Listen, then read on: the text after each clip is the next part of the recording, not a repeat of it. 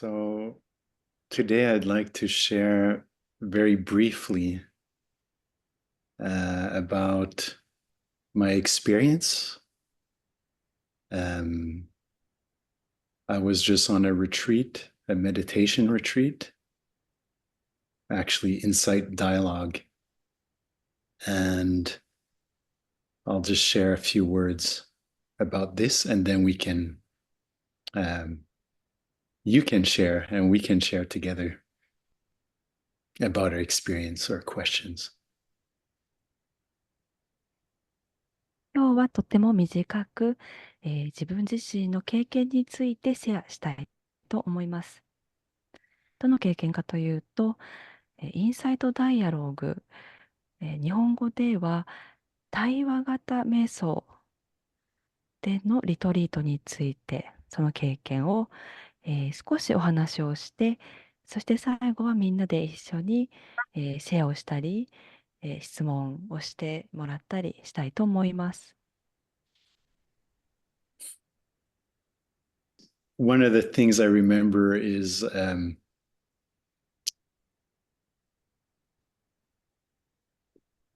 few words from the Buddha were shared that are a very good reminder.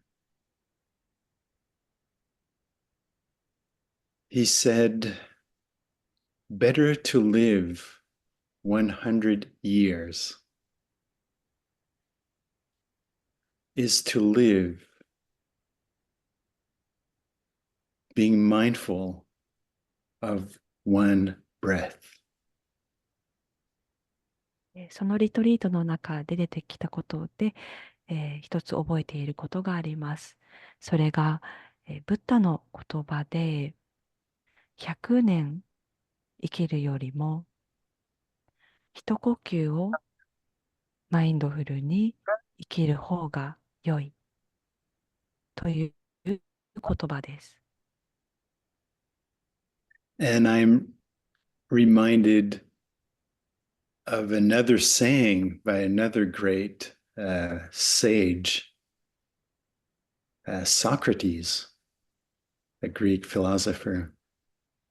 He said, "The unexamined life is not worth living."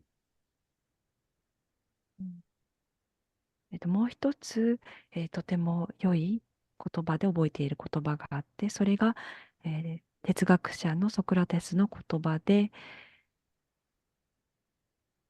マインドフルでない人生というのは意味がないという言葉です。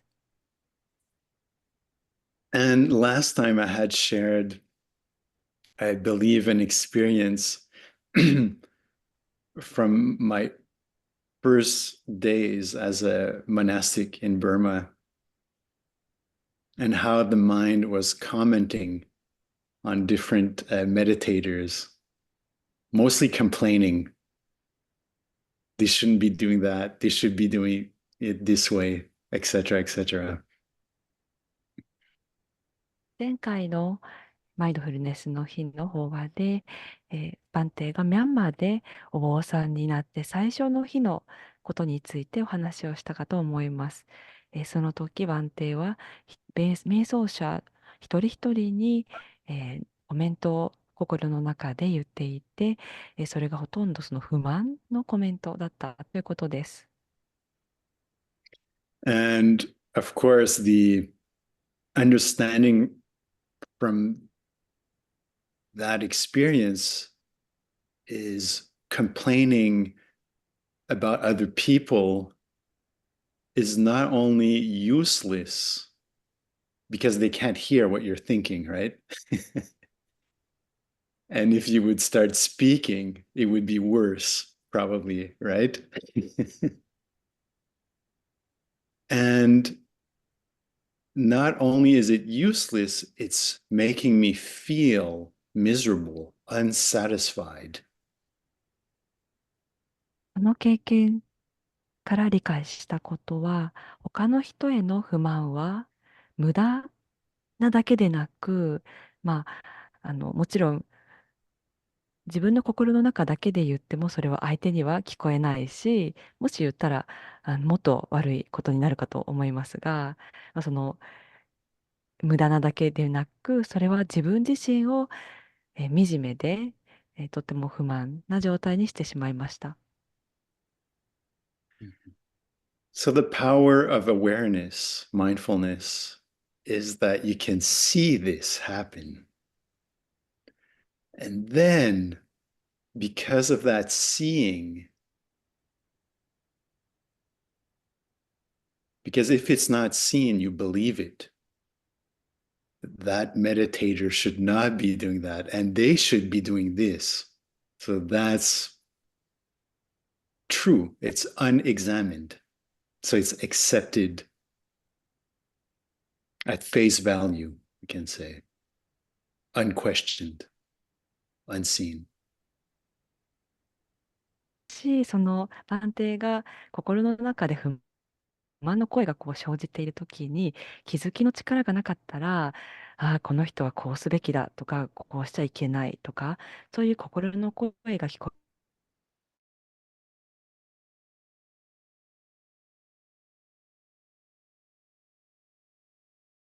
Power of mindfulness awareness is that it can see a thought as a thought, not as absolute truth. マインドフルネスの力は、思考をただ思考であるというふうに見ることができるということです。その思考が絶対的な真実ではないということを見ることができます。So the result, you can guess the result, instead of being dissatisfied, you just see the thought as a thought. And then you know that, well, there's already a whole world of possibilities from there.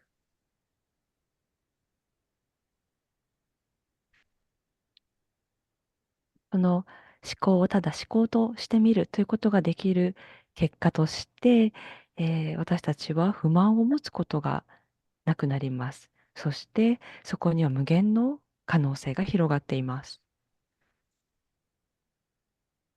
Mm. And from there, then you, because there's the mind is open and it's clearly knowing what's happening inside, outside, then it can either remain silent and do nothing, or in some cases, it might be useful to say something or do something, actually. It depends. 思考が起こった時にその不満の思考を見て、でそれがただの思考であるというふうに気づいたら、そこから心は開いていくので、じゃあ例えばそこで黙っていた方がいいのか、それともその相手に対して何か言った方がいいのかということを、心の中で、開いた心で判断をすることができます。So it takes a long time to explain. In the mind, it happens so quickly.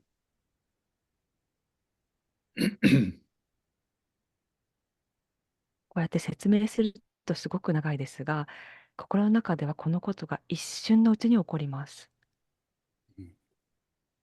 And during this retreat, I just came back yesterday night. Uh, I could see the same thing happening.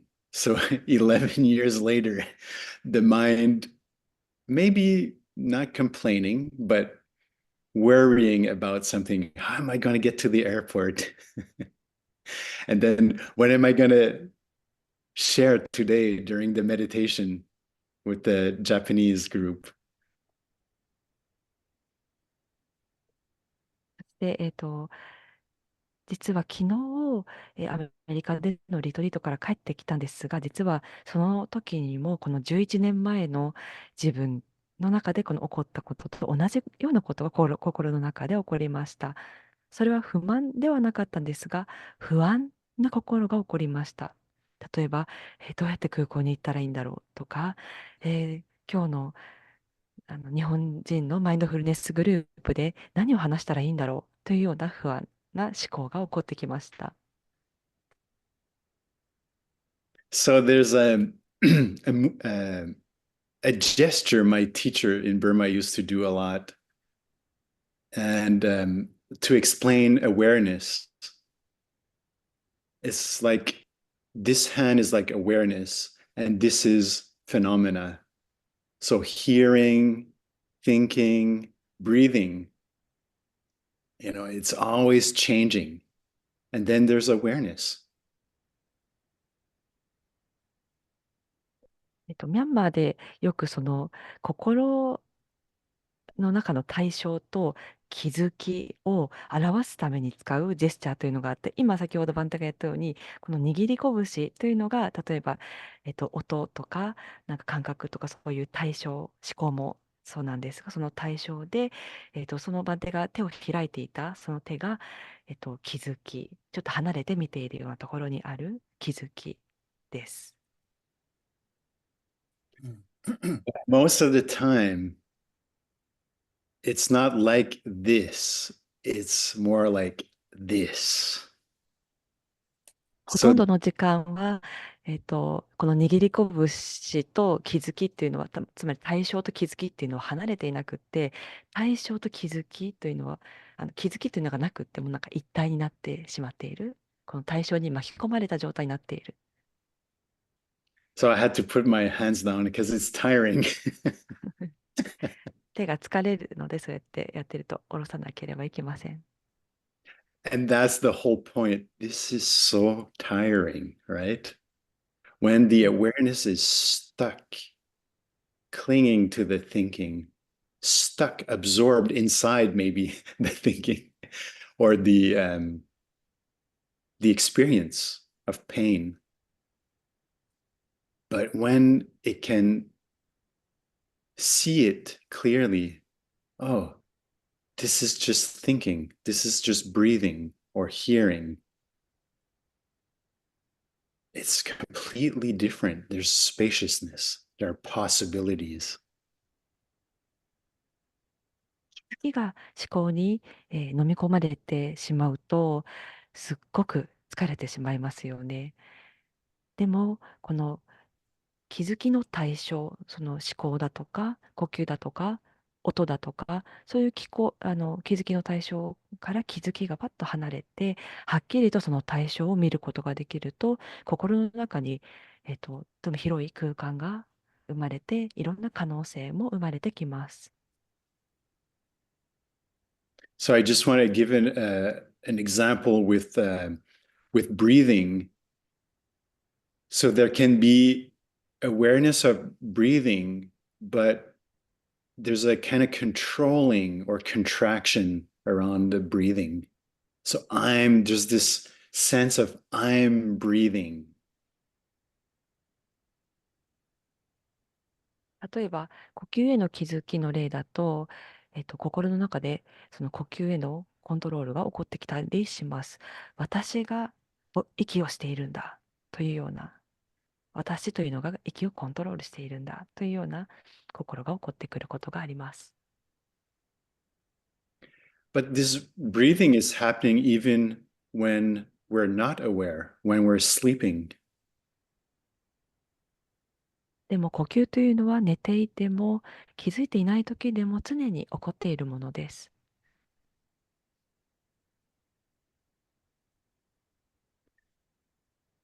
So the potential of this practice is that we can know the breathing without needing to control it, just letting it be. So it's the same with all other phenomena, emotion, thinking, our beliefs, awareness with the wisdom that this is just nature. この練習の、可能性は、呼吸に気づくことで、呼吸をコントロールする必要がないということに気がつくということです。呼吸をただ起こるままにさせておく。それは呼吸だけではなく他の対象でも同じことで、例えば感情だとか思考だとか、そういうのもただ起こるままに見る。コントロールすることなく知恵と気づきを持って見る。And on a practical level, I just want to remind all of us we start with the breathing and body sensations, or maybe hearing, because this is quite easy to let go, easier than thinking or beliefs or emotion. 実際のところ、呼吸とか体、もしくは聞く音というところから気づきの練習を始めるのがすごく現実的かなというふうに思います。なぜならそれらに気づくことは簡単で、呼吸じゃないや、思考とか、感情というのはもうちょっと難しいことです。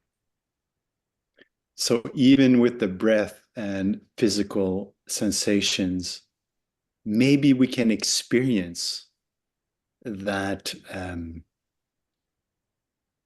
joy of releasing, not controlling, letting the breath be as it is. I don't have to control it. ただその呼吸や体への気づきを練習していれば、私たちはその呼吸や呼吸や体の感覚、体を解放する喜びを経験することがあります。ああ、もうコントロールしてないんだというような。So, it's a very, in a way, subtle difference, but it's a world of a difference in terms of suffering and for ourselves and for other people around us.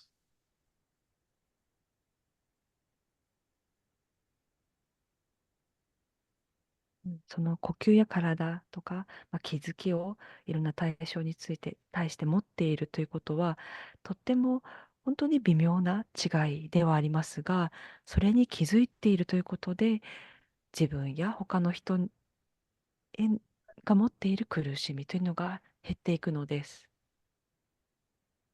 So, the encouragement I wanted to give from this, because I just mentioned two similar experiences, but I want to give you hope that although the breathing is always there, the thinking is always there, emotions will always be there. What becomes different is our way of relating to these experiences. So there can be awareness and the wisdom, the compassion. This is just this is a natural human experience. No big problem.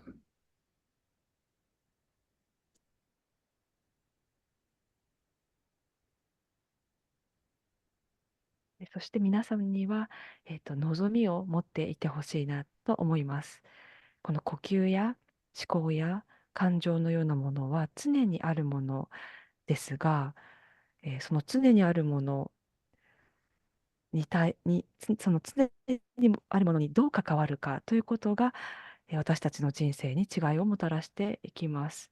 気づきと知恵、そして慈悲の心を持って、ただこれらの現象は人間の自然な経験であるんだというふうに思うことができるようになります。So I think I've spoken enough.